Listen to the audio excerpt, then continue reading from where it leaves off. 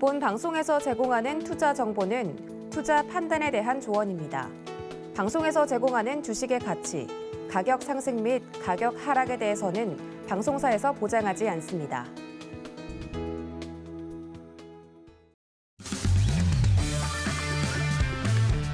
안녕하세요. 해외 시장 소식을 가장 빠르게 만나보는 시간, 해외 선물 신세계 리턴즈의 손자입니다. 우리 시각 밤 10시 30분에 개장한 뉴욕 증시 상승 출발했는데요. 현재 3대 지수 모두 1%에서 2%대 강세 이어가고 있습니다. 유럽 주요국 증시도 플러스권에서 거래되고 있고요. 오늘 아시아 주요국 증시 나란히 상승 마감했는데요. 우리 시각 밤 9시 30분에 발표된 미국의 4월 소매 판매는 전년 동월 대비 8.19% 상승했고 전월 대비로는 0.9% 상승하면서 예측치에 부합했습니다. 자동차를 제외한 근원 소매 판매는 전월 대비 0.6% 오르면서 예상치인 0.4%를 상회했는데요. 경기 침체 우려 속에 미국의 4월 소매 판매가 굉장히 좀 양호한 수준으로 발표가 되면서 지수가 좀 강하게 상승을 하고 있습니다. 하지만 연준의 긴축 정책은 이제 시작인데다가 또 월가 전문가들의 또 경기 침체에 대한 우려 목소리도 높기 때문에 긴장을 늦출 수 없는 상황인데요. 난이도가 매우 높은 시장이지만 더 나은 미래를 위해서는 또 투자를 쉴 수 없습니다. 방향성에 대한 뷰 저희 해외 선물 신세계 리턴즈에서 제시해 드릴 테니까요. 오늘도 1시간 동안 끝까지 함께해 주시기 바라겠습니다. 네, 그럼 먼저 오늘 함께할 마스터 화면 통해서 확인해 보시죠.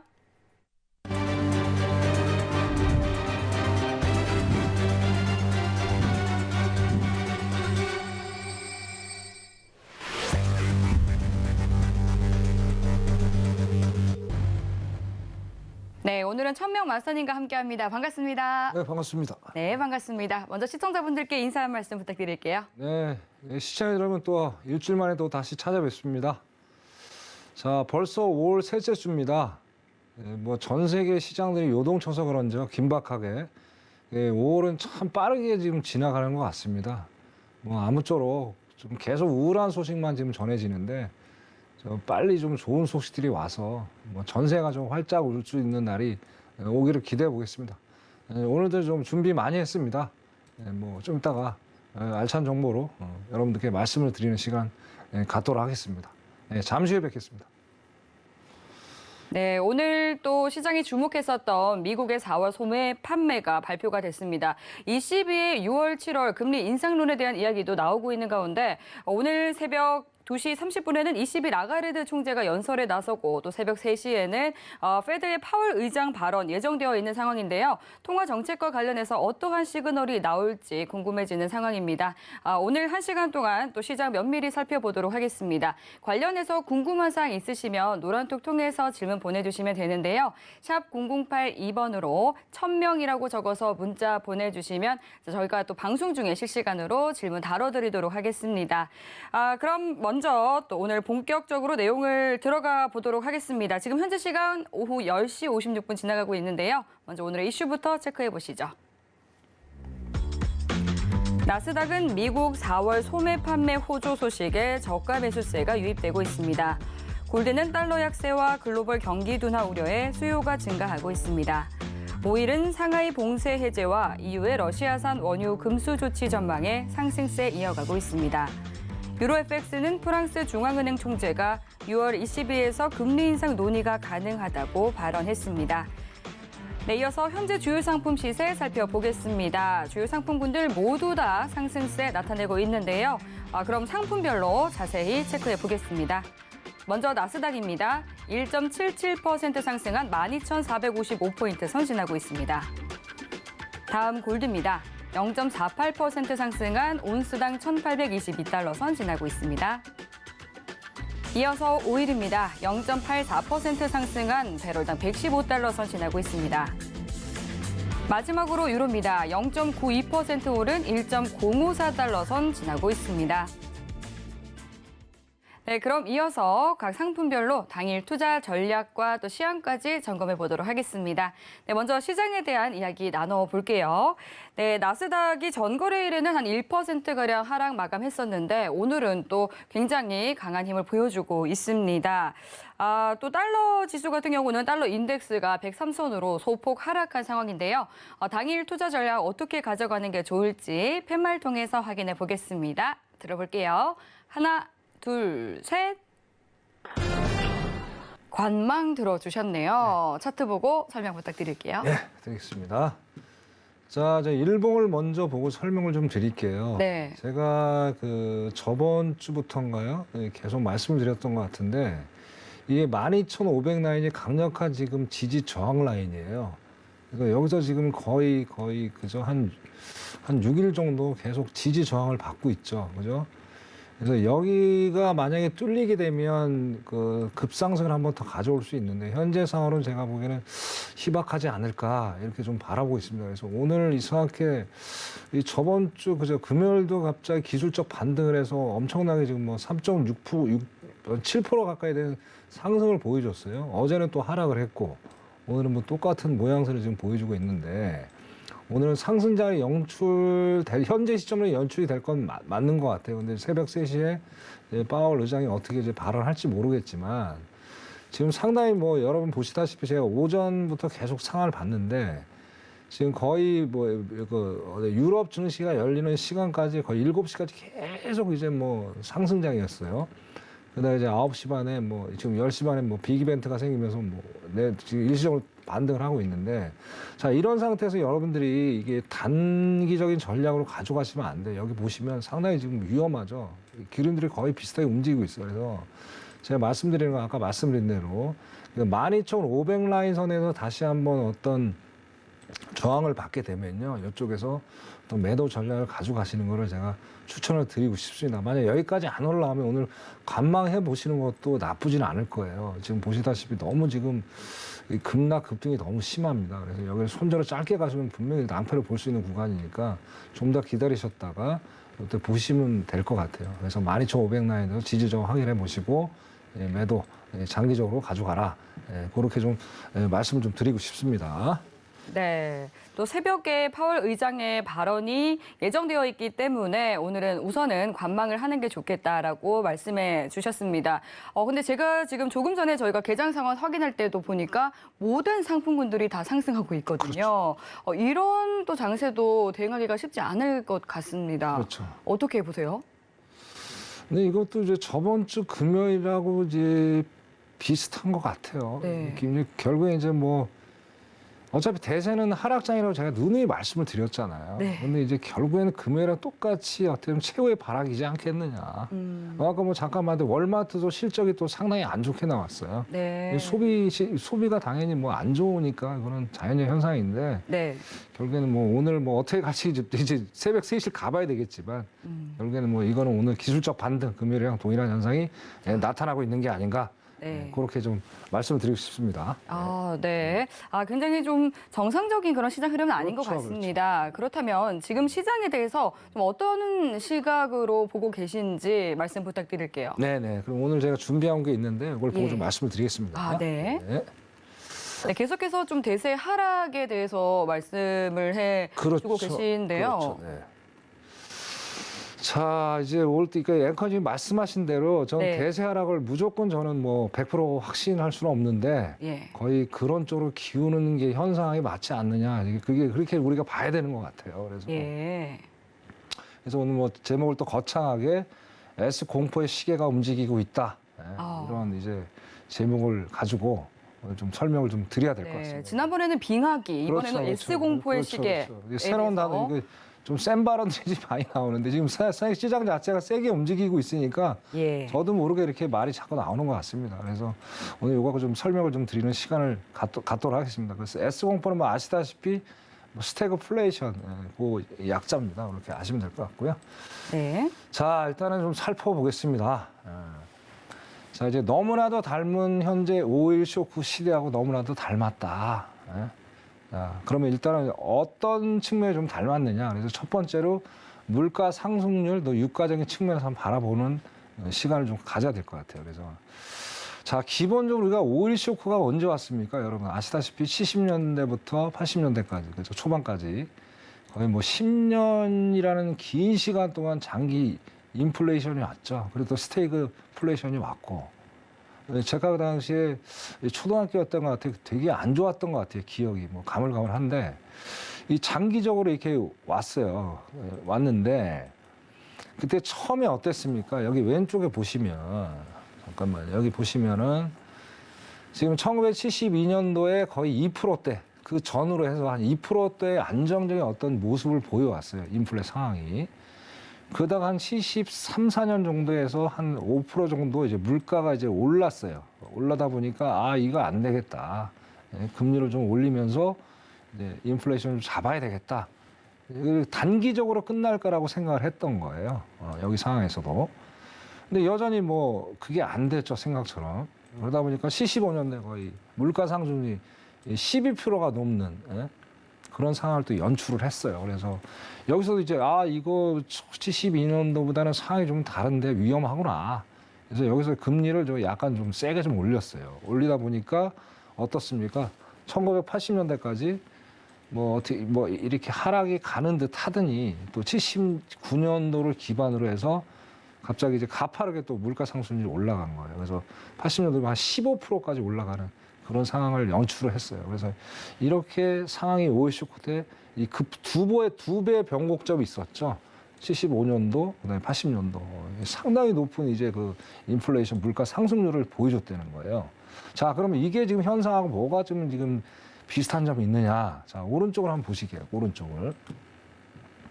자, 2020년. 그러니까 우리가 지금 물가 상승률 막 CPI나 뭐 40년 만에 최고치다 막 그런 얘기를 말씀들을 많이 하시잖아요. 그게 이제 오일 쇼크 기점으로 보는 거예요. 80년부터 2020년까지 딱 20년 아닙니까? 그때는 어땠습니까? 우리가 거의 뭐 1, 2%대 물가 수준에서 계속 지내왔었고, 물론 팬데믹 때 뭐 0%대라는 기록도 세웠지만 또 이때 증시가 어땠습니까, 여러분? V자 반등을 항상 해왔잖아요. IMF 때도 그랬고, 2008 금융위기 때도 그렇고, 팬데믹 때도 그렇고, 결국은 1, 2년 정도 뭐 이제 뭐 금리 조절보다는 뭐 돈을 좀 푸는 그런 정책, 그걸 통해서 어떻게든 뭐 빠른 시간에 회복이 됐다는 얘기예요. 근데 지금 상황은 완전히 달라요, 지금. 오일 쇼크는 너무 닮았다는 얘기예요. 그래서 72년도 여기 왼쪽 보시면 이 상황이랑 지금 2020년대 상황이 거의 흡사하다 이렇게 보는 거예요. 그러니까 더 심각한 건 뭐냐면요. 지금 이번 달에 8.3%가 나왔지 않습니까? 8.3%. 근데 아까 말씀드린 대로 75년대가 5%였단 말이에요. 그죠? 근데 여기가 결론 실패한 게 뭡니까? 이 10%까지 올라갔던 게 결국엔 느슨한 금리 정책을 피물로 인해서 물가상이 갑작스럽게 올라간 거예요. 이제 금리에 대한 부분은 이제 다음 페이지에서 제가 말씀을 드릴 거고요. 그래서 그런 원인 때문에 지금 이렇게 됐다. 그래서 지금 8%, 여기는 6%예요. 5%, 6%대였거든요. 그럼 거의 2%의 갭이 지금 생기는 거 아닙니까? 근데 지금도 보세요. 지금 파월이 이제 페드에서 어떤 느슨한 정책을 피우고 있잖아요. 이제 그런 것들 때문에 지금 너무나도 닮아가고 있고 오히려 어쩌면 더 심각해질 수도 있지 않을까. 그렇게 좀 생각을 합니다. 물가 상승률 부분에서. 자, 그 다음에 결국에 오일 쇼크라는 게 뭐 유가 때문에 그렇게 된 거예요. 유가 때문에. 그죠? 뭐 이때 당시 중동 국가들이 상당히 뭐 냉전도 있었고 안 좋았죠. 안 좋다 보니까 뭐 70년대 만에 한 3배 이상 상승을 했고 또 80년대는 또 2배 이상 상승하는 아주 이 고공행진을 이제 유가가 했었고 근데 그 반에 이제 올해 2020년 제가 해보니까 한 1.5배 정도 지금 상승을 갔더라고요. 근데 지금은 이제 한 $100 부근에서 한 1, 2주 정도 계속 행보를 하다가 결국엔 이제 뭐 아까 말씀하신 대로 이제 뭐 중국 봉쇄 완화 뭐 등등 여러 가지 이슈 때문에 지금 $110로 붕괴하고 지금 $115를 향해서 달려가고 있는데 앞으로도 모르겠어요. 얼마까지 올라갈지는. 그래서 근데 여기서 한번 우리가 살펴봐야 될 부분이 있어요. 뭐냐면은 자, 오일 쇼크 때는 뭡니까? 유가만 원인이 됐었어요. 유가만. 근데 지금 상황은 뭐가 또 플러스가 됐어요? 곡물이 문제예요. 곡물 지금. 그럼 결국엔 유가 플러스 곡물. 더블 악재가 지금 생긴 거예요. 상황이 완전히 달라요. 그러니까 악재가 하나 더 생겼다는 건 어떻습니까? 이것만 단순하게 보더라도 5.1 쇼크 시대하고 좀 상황이 다르죠. 예. 그런 상황이 놓였다. 그래서 물가 상승률 유가의 부분에서 이렇게 정리를 좀 해드리고 싶고요. 자, 다음 페이지 한번 보겠습니다. 자, 이제 금리에 대한 얘기를 안 할 수가 없어요. 금리에 대한 얘기. 그래서 지금 보면은 그때 이제 여기 어땠습니까? 76년도에 5%대 물가 상승률이었는데 여기서 이제 느슨한 정책을 가져가다 보니까 그 이제 79년 11% 물가 상승률 기점으로 해가지고 81년도에 이제 볼코라는 거 파월 의장이 있었어요. 그 양반이 이제 그때 이제 지미 카터 대통령이 부임할 때입니다. 그때 이제 재직하실 때인데 그때도 우리나라 와가지고 상당히 좀 안 좋은 것들이 여러 가지 있었죠. 뭐 그래서 이때 이제 거의 뭐 19%까지 금리를 올렸어요. 어마어마한 거죠. 지금 우리나라가 지금 어땠어요? 맥스가 제가 20%를 알고 있는데 벌써 40년 전에 19%라는 그 고금리를 단행을 했어요. 그 너무나도 파격적인 이제 핵펀치를 날린 거죠. 너무 심각하다 본 거예요. 왜냐하면 거의 10년 가까이 끌어왔다는 거예요. 그래서 이거를 빨리 못 잡으면 이게 완전히 뭐 미국이 경제 자체가 나락으로 떨어지는 상황이다 보니까 볼커가 핵폭탄 한번 날려버린 거예요. 결과는 좋았어요. 결국에 이제 물가를 이제 단시간에 잡지 못했어요. 뭐 여기 보시면은 뭐 82년 후반에 보면 거의 10%대예요. 아직도. 그죠? 그래서 상당 기간 동안 이제 물가를 잡는데 이것도 한 몇 년이 걸렸어요. 금방 잡지 못했다. 이런 상황이 또 옆에 보면은 이제 또 비슷하다는 거예요. 지금 봉에. 네? 자, 처음에 이제 70 중반에 어땠습니까? 느슨하게 갔다 오요. 여기도 마찬가지예요. 벌써 이제 뭐 작년부터 얘기가 대두가 됐잖아요. 물가 상승률이 인플레가 올 수 있다. 뭐 당연한 거 아닐까? 돈을 너무 많이 푸니까 당연히 물가 상승률이 이어질 수밖에 없는 거잖아요. 근데 이제 우리가 이제 보면은 지금 40년 동안 거의 인플레가 없었어요. 거의 타성에 젖은 거예요. 설마 인플레가 오겠어? 이렇게 이제 계속 이제 뭐 안도를 했던 거죠. 안도를. 근데 안도엔 결과치가 상당히 좀 안 좋게 나오고 있잖아요. 예? 그 결과치가 숫자로 나왔고 8.3%. 거기다 현재 금리 어떻습니까? 지금 0.25, 0.5, 그래서 0.7로 아직 1%대도 안 되죠. 물론 한국 우리보다 좀 높은 편이지만 그래서 너무 느슨하게 지금 가는 게 아닌가. 물론 이유는 있어요. 뭐 아시다시피 이 단기간에 고금리 정책을 막 임팩트를 너무 세게 가하면 당연히 경기 침체가 오겠죠. 예? 그러니까 두 마리 토끼를 이제 파월은 다 잡고 싶은 거예요. 예? 그다음에 또 뭡니까? 자, 금리를 갑작스럽게 올리면 기업 입장에서 상당히 안 좋아지잖아요. 그러다 보면 어떻게 장기 실업 사태까지 유발할 수 있는 금리 정책으로 인해서 그런 두 가지 상황들이 맞닥뜨려져 있다. 그래서 이런 것들이 이제 금리적인 측면에서 상당히 지금 5.1 쇼크하고 너무나도 비슷한 모양새다. 그렇게 좀 또 정리를 해보고 싶습니다. 그래서 S공포가 어떻게 보면 이제 스태그플레이션이 이번에도 올 수 있는 충분한 여지가 저는 분명히 있다고 보고요. 그래서 이 두 가지 측면에서 일단 분석을 해봤고, 자, 일단은 제가 보기에는 있잖아요. 패드가 이상을 분명히 알고 있어요. 예? 뭐 다시 거듭 말씀드리지만, 금리를 올리면 기본적으로 경제 침체는 무조건 오게 돼 있어요. 그 공식입니다, 그거는. 예. 그게 이제 얼마까지 오느냐가 문제죠. 예? 그게 단기간에 끝나느냐, 장기간에 끝나느냐, 그 이제 숙제인데, 이거 단기간에 끝나지 않아요, 제가 보기에. 상당히 이 상황이 심각합니다. 예. 그래서 이제 5.1 쇼크랑 비교를 한번 해봤고요. 자, 그럼 미국이 분명히 이걸 알고 있다. 자, 그럼 앞으로 이제 차선책을 어떻게 할 것이냐가 이제 우리 키포인트예요, 지금. 다음 페이지에 보시면 여러분들이 좀 깜짝 놀랄 어떤 제 논리를 좀 갖고 왔으니까 한번 더 집중해서 봐주시면 감사하겠습니다. 자, 다음 페이지 보겠습니다. 자, 제목이 또 거창하죠? 미국의 인플레이션 수출. 에? 인플레이션도 수출이 돼요. 한번 보시겠습니다. 이게 무슨 얘기냐. 또 뉴스에서 헤럴드 경제에서도 이런 기사를 냈어요. 그래서 이걸 보면서 이게 인플레이션 수출을 충분히 할 수 있겠구나. 그러니까 달러 강세를 지금 미국 사람들 즐기고 있어요. 저번 주에도 말씀드렸잖아요. 지금 어차피 바이든 참모진들이 민족주의자다 보니까 이 사람들이 표방하는 게 달러를 강세를 해서 전세가를 다시 한번 지배해보자. 그런 이제 기본적인 마인드를 갖고 있다는 거예요. 그게 이제 인플레이션 수출하고 연관이 되겠다는 거예요. 자, 달러 강세가 되면 뭐가 됩니까, 일단? 원자재 가격이 급등을 하죠. 그건 당연한 거 아닌가요? 왜냐면 원자재 통화가 달러밖에 없잖아요. 예? 그럼 미국 입장에서 좋은 거 아닙니까? 첫 번째로. 그럼 피해보는 거 어딘가요, 여러분? 신흥국, 한국 등등 뭐 못 사는 나라 저개발 국가가 되겠죠. 상당히 고통을 받겠죠, 여러분. 그죠? 그런 상황. 자, 두 번째 한번 볼까요? 두 번째는 뭡니까? 자, 달러 강세가 되면 미국한테 상당히 좋아요, 인플레이션 측면에서. 무슨 얘기냐? 자, 물가를 수입을 할 거 아닙니까? 그죠? 수입하면 어떻게 돼요? 좀 싼 값에 수입을 할 수가 있잖아요. 그러면 인플레이션이 뭡니까, 여러분? 물가 상승을 잡는 거 아니에요? 이 물가가 너무 올라서 이거를 우리가 잡으려고 금리도 하고 이것저것 지금 정책을 피고 있는 거 아닙니까, 미국에서? 자, 그럼 수일 물가라도 좀 낮게 우리가 갖고 오게 되면 어떻습니까? 일단 인플레이션을 잡는 데 어느 정도 기여를 하겠죠, 여러분. 그죠? 자, 이런 두 가지 측면이 있어요. 그래서 항상 이제 파월이 패드에서 이런 얘기를 좀 많이 해요. 가끔 뭐 결국엔 피크아웃이 올해 올 것이다. 저도 올 거라고는 봐요. 자, 그 오는 시기가 언제라고 저는 생각하면요, 인플레이션 수출되는 그날이 피크아웃이 오는 거라고 봅니다. 저는 그걸 연말로 보는 거예요. 무슨 얘기냐?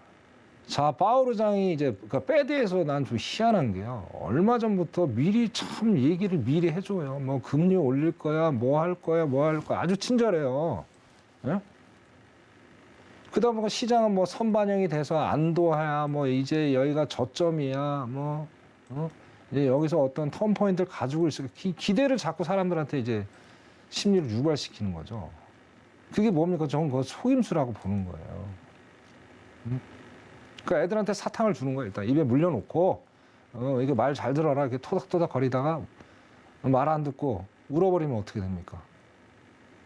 뭐 이제 혼내거나 뭐 어떻게 하겠죠, 그죠? 지금 그런 형국이에요, 여러분.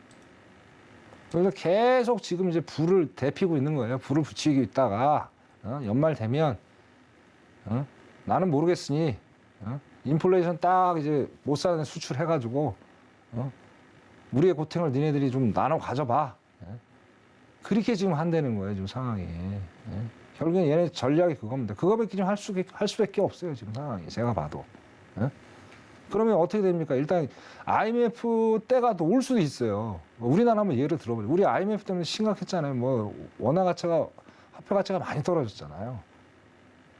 그럼 우리도 어떡합니까? 화폐 가치를 안 낮추려면 강도 높은 우리가 금리 대책을 또 가져가야 되잖아요, 지금. 그럼 다른 나라는 안 그럴까요? 더 할 거예요. 뭐 IMF에서 지금 발표가 나왔잖아요. 이번 사태로 인해서 상당히 많은 국가들이 디폴트를 경험하게 될 것이다. 그게 참 의미하는 바가 크다는 거예요. 그래서 인플레이션 수출로 인해서 많은 나라들이 고통을 받을 것이다. 그리고 이제 분명히 미국은 이 상황을 알고 있어요. 알고 있는데 자꾸 숨기고 있는 거예요. 그래서 이거를 우리가 심각하게 한번 고민을 해봐야 된다. 그렇게 또 말씀을 전체적으로 드리고요. 자, 다음으로 마지막으로 한 가지만 더 말씀을 좀 드려야 될 것 같아요. 저번 주에 이제 CPI 발표가 있었는데요, 여러분. 근데 여기서 제가 이거 자세히 보다 보니까 우리가 지금 놓치고 있는 부분이 있어요. 놓치고 있는 부분. 여기서 또 어떻게 보면 이제 패드에서 어떤 속임수, 페이크가 있다는 거예요, 페이크가. 자, 그게 뭔지 또 한번 살펴볼게요. 거의 뭐 더블이 된 0.3에 0.6%라는 더블이 되는 수치가 나와줬죠. 그러면서 그 패드에서 항상 하는 얘기가 있지 않습니까? 무슨 얘기냐? 전쟁 때문에 일시적으로 그런 거야. 뭐 그런 얘기를 하잖아요. 근데 저는 그거 아니라고 본 거예요, 지금 상황이. 자, 무슨 얘기냐? 자, 기본적으로 그 CPI 지수를 산출해 내는 거는 여기서 에너지, 식료품 빼잖아요. 왜? 변동성이 너무 크니까. 그건 다 알고 계시는 내용들이잖아요. 제가 몇 번 또 말씀을 드렸고. 근데 이거를 뺐음에도 불구하고 0.6%가 나왔다? 그리고 저번 달에는 또 0.3%가 나왔다? 이건 벌써 몇 개월 전부터 미국이 인플레이션에 지금 도래했다는 거예요. 그죠? 그죠? 맞는 얘기잖아요. 그러면서 자꾸 이제 뭐 책임 전가를 하는 거야. 뭐 우리 때문에 그런 게 아니고 전쟁 때문에 이렇게 된 거야. 할 수 없어. 일시적인 거야. 이러면서 이제 핑계를 대는 거지. 일시적인 거니까. 금방 좋아질 거야. 그런 식의 얘기를 하고 있는 거예요, 지금 상황이. 자, 과거 40년도, 아까 이제 5.1 쇼크부터 이제 2020년까지 40년은 좋았다고 말씀을 드렸잖아요. 그죠? 그때는 거의 인플레가 없었기 때문에. 그래서 이제 이런 지수를, 이거 에너지하고 식료층을 빼도 충분히 어떤 수치가 시장에 반영이 돼서 어느 예상치를 예상할 수 있었다는 거예요. 근데 지금은 어떻습니까? 상황이 완전히 다르잖아요. 지금 에너지하고 식료품을 빼고 어떻게 이게 얘기가 논쟁거리가 될 수 있나요? 논쟁거리가 될 수 없어요, 여러분. 이걸 포함을 시켜서 우리가 바라봐야 된다는 얘기예요. 이거 바라보면 어떡합니까, 상황이. 뭐 0.6%보다 상상을 초월하는 어떤 숫자가 나올 수 있겠죠. 그죠? 그래서 제가 이거를 바라보면서 이거는 우크라이나 전쟁 때문에 이런 수치가 나왔다. 저는 절대 아니라고 지금 보는 상황입니다. 그래서 상당히 지금 우리가 서도 이제 인플레이션 5.1 쇼크로 인해서 이제 인플레이션 수출까지 미국이 하게 될 거다. 또 여기 이제 CPI까지 이런 상황이다. 말씀을 드렸는데요. 상당히 저는 안 좋게 보고 있습니다. 그래서 제가 오늘 주제를 S 공포의 시계가 움직이고 있다. 정말 이게 오면 안 되겠죠, 진짜로. 그러면 뭐 전 세계가 정말 엄청난 심각한 뭐 위기에 봉착을 하니까. 근데 이게 숫자로 보고 뭐 다 비교를 해봐도 심히 염려스럽습니다. 심히 염려스러워서 오늘 이 말씀을 첫 주제로 말씀을 드렸고요. 뭐 이것으로 이걸 맞춰보고 이제 안 좋다. 그렇게 말씀드리겠습니다. 네, 이상입니다. 네, 미국발 인플레이션 수출에 대해서 좀 언급을 해주셨습니다. 그 원인을 달러 강세다라고 짚어주셨는데요. 그런데 오늘 달러 독주가 조금은 주춤합니다. 이 영국 등 유럽의 통화정책 긴축 전환 전망에 따른 유로화 강세, 그리고 또 이 중국 위안화 절상 고시에 따라서 위안화 강세에 따른 것으로 보이는데 제가 조금 궁금해지는 게요, 마스터님. 이렇게 된다면 올해 연말로 예상해 주셨던 그 인플레이션 수출이 조금은 더뎌지지 않을까 하는 생각도 드는데요. 어떻게 보세요? 왜냐면 지금 ECB에서 한 7월쯤에 금리 인상 나설 수 있다 이런 이야기가 나오고 있거든요. 이제 그런 거에 근거해서 제가 월말로 잡은 거예요. 아, 그렇군요. 네, 다 고려를 하셨다. 그렇죠. 왜냐하면 어차피 제 생각에는 예. 패드가 모든 경우에서를 다 놓고 지금 쓰고 있을 겁니다. 그렇죠. 저울질하고 있겠죠. A안, 2안, 3안이 다 있겠죠. 예. 그러고 나서 이제 파이널 이제 크리스마스 성탄절을 아마 터뜨리지 않을까 그렇게 보고 있습니다. 크리스마스는 선물이 좀 기뻐야 될 할 텐데. 그러게 말이에요. 그게 좀 예. 안타깝습니다. 네, 알겠습니다. 지금 마스터님께서도 말씀해 주셨지만 사실 월가 전문가들도 역시도 경기 침체가 시작됐다고 볼 수 있다라는 의견들 많이 내놓고 있습니다. 레리 서머스 전 미국 재무장관도 경제 연착륙 가능성 0%다 언급했고요. 그리고 또 이 벤 버냉키 전 연준 의장도 현재 연준이 인플레이션 잡기 대응에 굉장히 늦었다라고 비판의 목소리를 내놓은 상황인데요. 관련해서 또 들어온 시청자분의 질문이 있어서 질문 만나보도록 하겠습니다. 유튜브로 또 보내주셨네요. 진희숙님께서 나스닥 수익 계속을 가져가도 괜찮겠죠. 예전보다 지수가 더 내려갈 것 같아서 걱정이 됩니다. 라고 보내주셨는데 어떻게 보는 게 좋을까요? 네. 아까 처음에 말씀드렸지만요. 이제 12,500 라인이 강한 지금 지지 저항 라인을 갖고 있다고 누누이 말씀을 드렸습니다. 그래서 우리 노란 떡방의 시청자분들도 그걸 알고 계시는 분이 많아서 지금 계속 가져가시는 분이 계셔요. 그래서 장기적으로 보실 때는 일단 12,500 라인이 깨지나 안 깨지나를 보고 판단하셔야 돼요. 그게 만약 깨져버리면요. 한번 급반등 나올 수 있습니다. 그래서 지금은 그걸 항상 예의주시하시면서 보시면서 매매 전략을 좀 짜야 되겠다. 그렇게 보시면 될 것 같습니다. 네. 네, 그리고 이어서 또 들어온 질문 만나보도록 하겠습니다. 오일 쇼크에 대해서 언급해 주셨는데 관련한 질문이 들어왔네요. 써니님께서 오일 쇼크 시대처럼 오일이 향후 계속해서 상승하게 된다면 얼마나 더 오를까요? 이렇게 질문을 보내주셨습니다.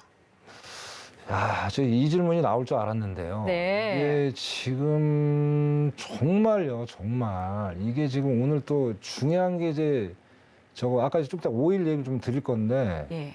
오늘 갑자기 또 중국발 이제 봉쇄 완화가 됐잖아요. 그 그렇죠. 원유가 또 모자랄 거 아닙니까 지금 상황이. 예? 그래서 이게 지금 정말 어쩌면 120달러 이상도 갈 수 있는 지금 충분한 여지가 있어요. 왜냐면 오늘 지금 뭐 갑자기 또 오르고 있잖아요. 지금 내 숨고르기가 아닌가. 예, 충분히 이 120달러까지도 갈 수 있는 여지가 있다. 예, 그 이상도 열려 있어요. 근데 지금 좀 모르겠습니다. 일단 120달러까지 일단 열어놓고 보겠습니다. 예, 그 정도까지 갈 수 있을 것 같습니다. 네.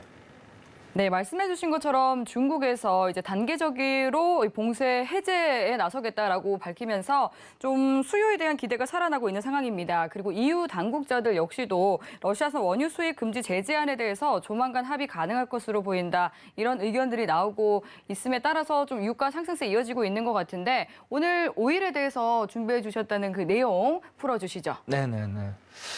일단은 짚어보기 전에 오늘 또 맥점을 또 말씀을 잠깐 드려야 되잖아요. 그죠? 그렇죠. 예, 요거 이게 중요한 거니까. 그죠? 네, 유가가 사실 100달러 아래로 떨어질 그렇죠, 때는 좀 우려스러운가 그렇죠. 싶었는데 또다시 강하네요. 네, 그때 이제 4월 달에 제가 처음 방송할 때 말씀드렸잖아요. 이제 5월 달은 아무래도 좋은 게 있을 거다. 그러니까 비축유 방출, 그다음에 뭐 오펙의 3만 배럴, 특별한 이벤트가 없는 이상. 이벤트가 벌써 엄청나게 많죠. 네. 좀 이따 말씀드리고.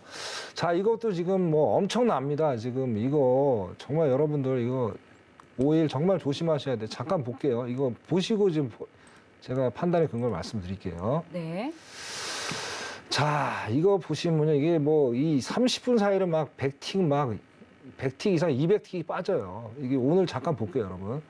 이게 지금 22시 06분 시간이에요. 120, 일봉이구나. 네, 죄송합니다.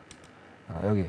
자, 여기 보시면 거의 지금 20시 50분. 그죠? 이게 115달러까지 있다가, 그다가 지금 여기 보시면 22, 25분. 거의 30분 사이에 거의 200티 가까이 지금 내려온 상태예요. 이게 오늘만 지금 이런 게 아니에요, 여러분. 지금 여기 잠깐만 이렇게 돌려볼게요, 여러분. 어제도 이랬고요.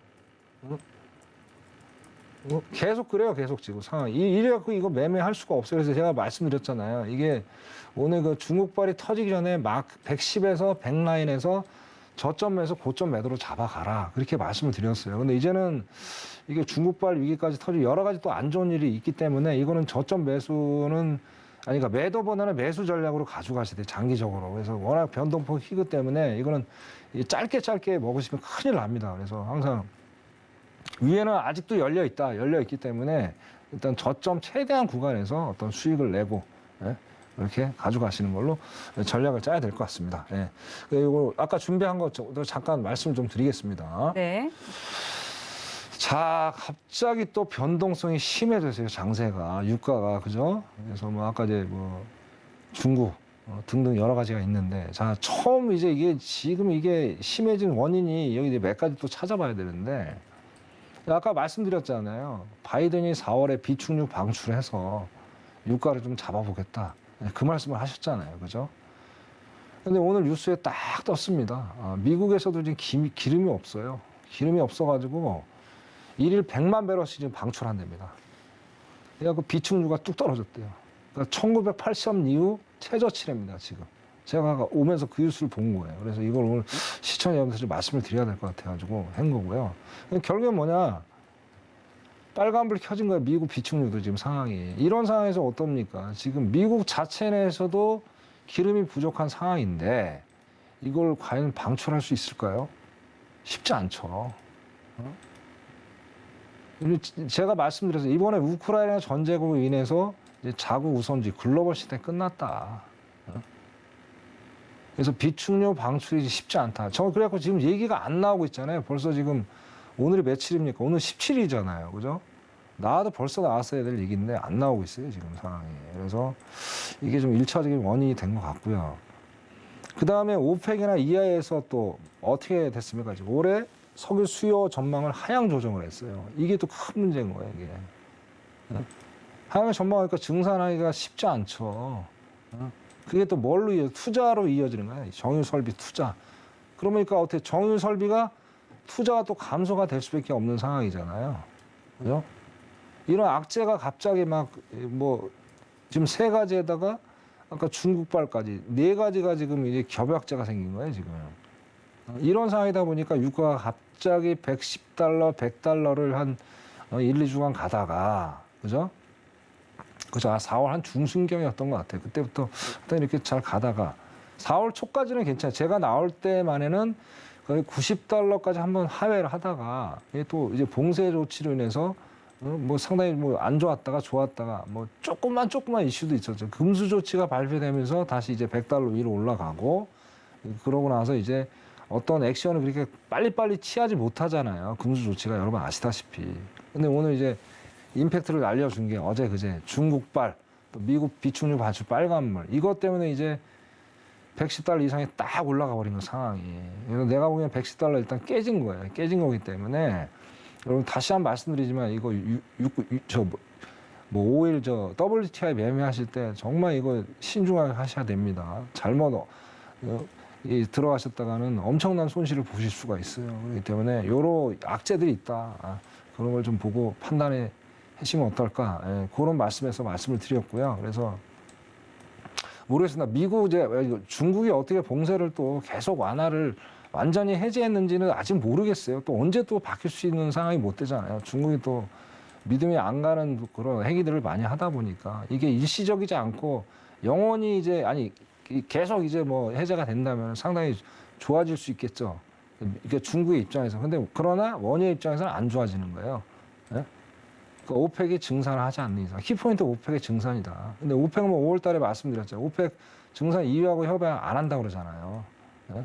당연히 저라도 안 하죠. 지금 뭐 엄청난 수익을 보고 있는데 굳이 내가 증산을 해가면서까지 러시아하고 등에 같은 형국에 등 지면서까지 내가 이걸 고통을 가시밭길을 걸을 이유가 전혀 없잖아요. 그죠? 그래서 이 지금 상황은 상당히 안 좋다. 그렇게 일단 5일을 좀 전망을 해보고 싶습니다. 네, 이상입니다.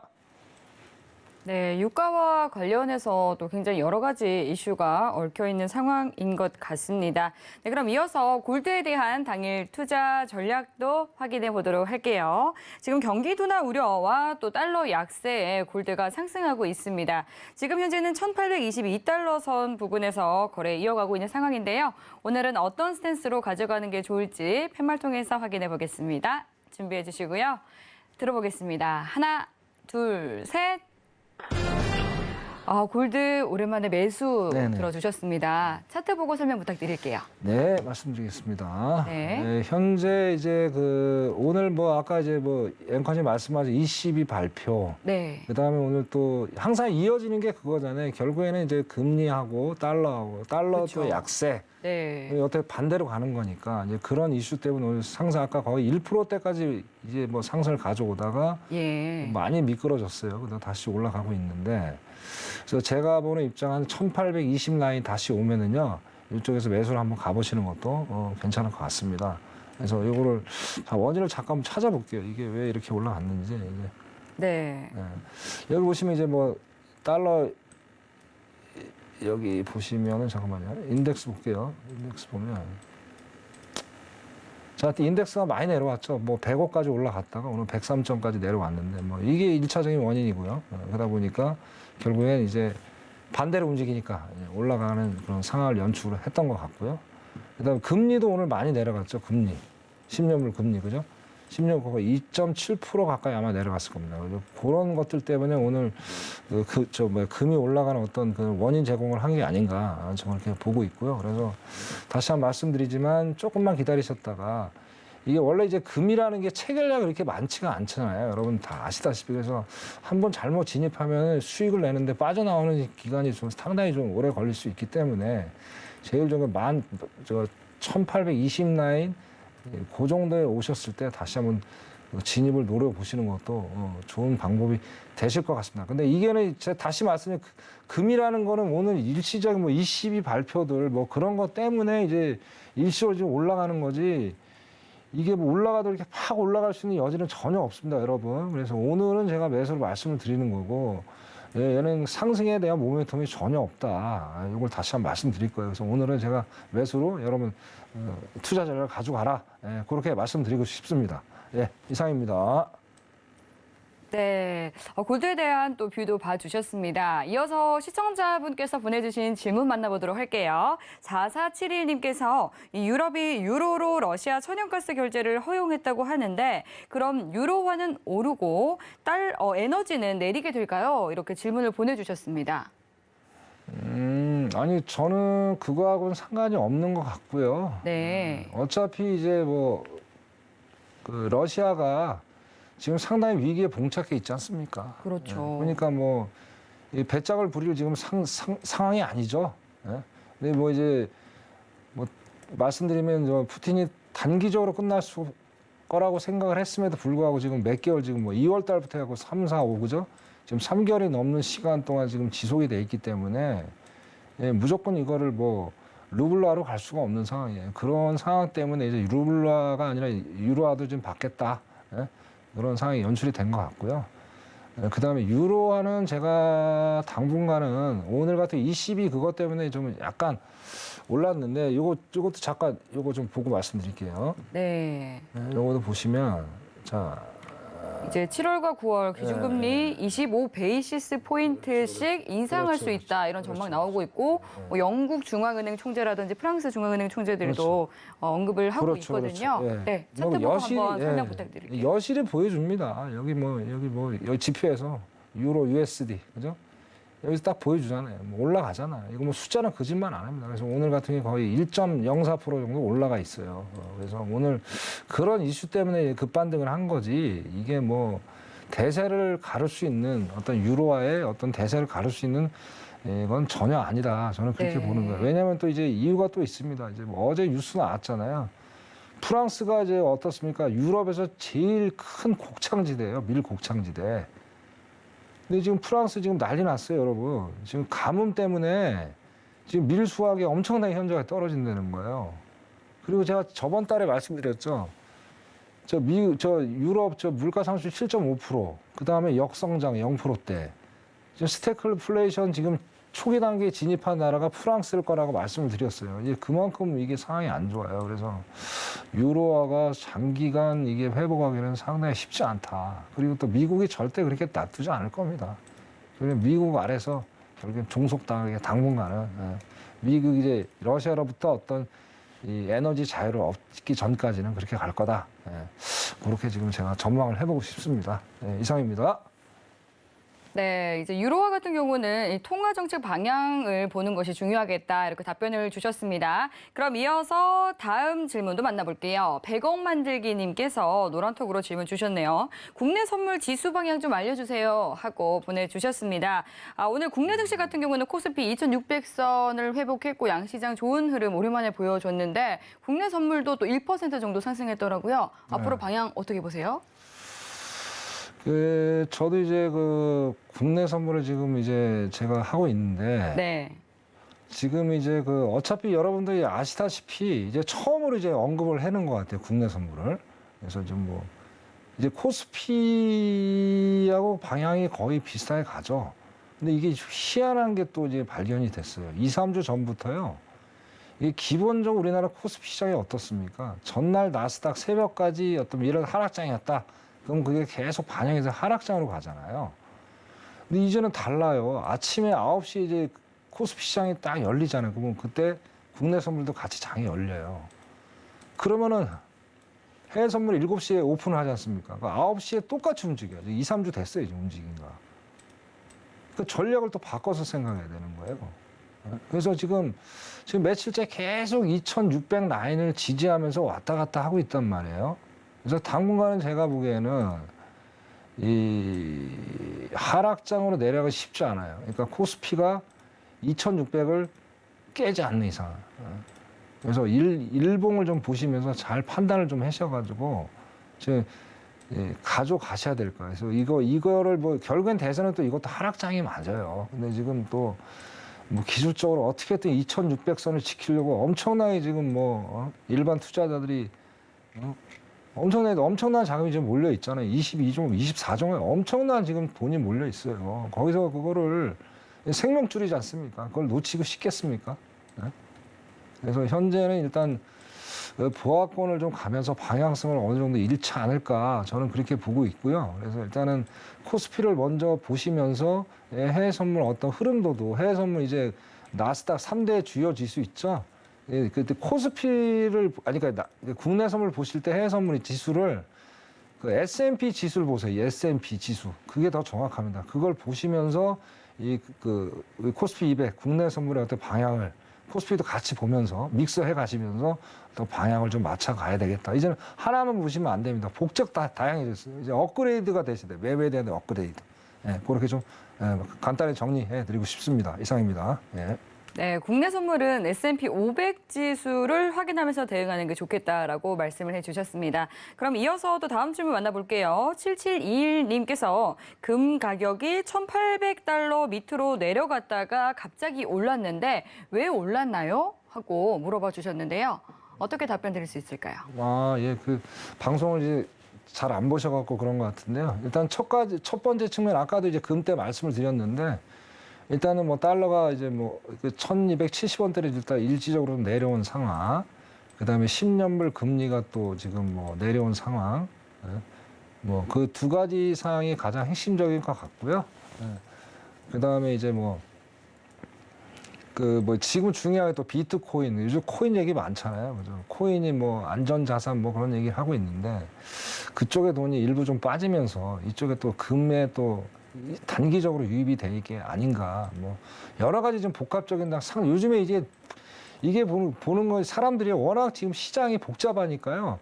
다 분산 투자를 하시는 것 같아요. 어떻게 하면 안전자산을 찾아서 내가 좀 해볼까 그런 것들. 그래서 지금 달러도 투자하고 채권도 투자하고 금도 투자하고 이게 한 곳에 모여 있지가 않아요. 돈 자체가 완전히 나눠져 갖고 투자를 하다 보니까.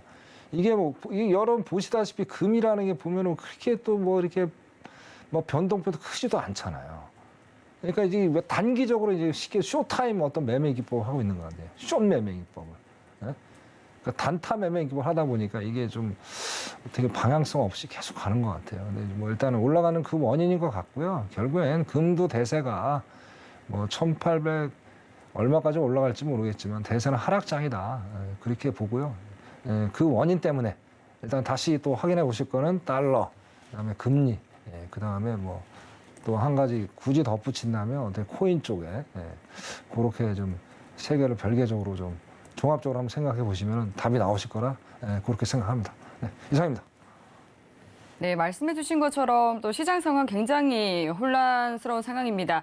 시장 투자자들이 굉장히 어려울 수밖에 없는데요. 저희가 또 많은 이야기를 나누다 보니까 어느덧 마칠 시간이 됐습니다. 내일 또 무료 강연도 준비하고 있다고 들었는데 어떤 주제로 강연해 주실 예정인가요? 네, 오늘 그 첫 번째 서두에 이제 우리 시청자 여러분들께 말씀드렸던 그 내용입니다. S공포 다시 시계가 돌아가고 있다. 정말 지금 돌아가고 있습니다. 그래서 째깍째깍 돌아가는 게 제 귀에 너무나도 선명하게 들립니다. 무섭습니다. 잠을 못 자겠습니다.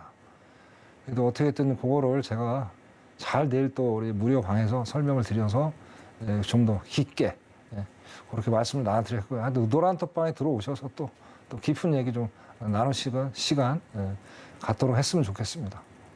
감사합니다. 이상입니다. 네, 경기 침체 그리고 또 스태그플레이션 공포가 어둡게 드리워져 있는 이 시장 좀 든든하게 투자 이어가고 싶다 하시는 분들은 내일 또 천면 왓서님께서 해주시는 무료 강연 함께 보시면 좋을 것 같습니다. 오전 9시 그리고 또 오후 9시에 강연을 해주실 예정이니까요. 앞서 말씀드린 이 S공포 스태그플레이션에 대해서 더욱더 깊은 내용 듣고 싶다 하시는 분들은 샵 0082번으로 1000명이라고 적어서 문자 보내주시면 참여 방법 안내 도와드리도록 하겠습니다. 있습니다. 하단으로 나가고 있는 QR코드 핸드폰 카메라 켜서 스캔하셔도 바로 입장 가능하니까요. 들어오셔서 많은 정보 가져가시기 바라겠습니다. 네, 참고로 본 방송에서 제공하는 정보는 투자 판단에 대한 조언일 뿐 해당 상품의 가치나 수익률을 보장하지 않습니다. 서울경제TV는 자본시장 통합법을 준수합니다. 1:1 투자 상담과 유사 주식 행위 등 모든 불법 사항을 엄중히 금지합니다. 네, 오늘 저희가 준비한 내용 여기까지입니다. 시청해주신 여러분 고맙습니다.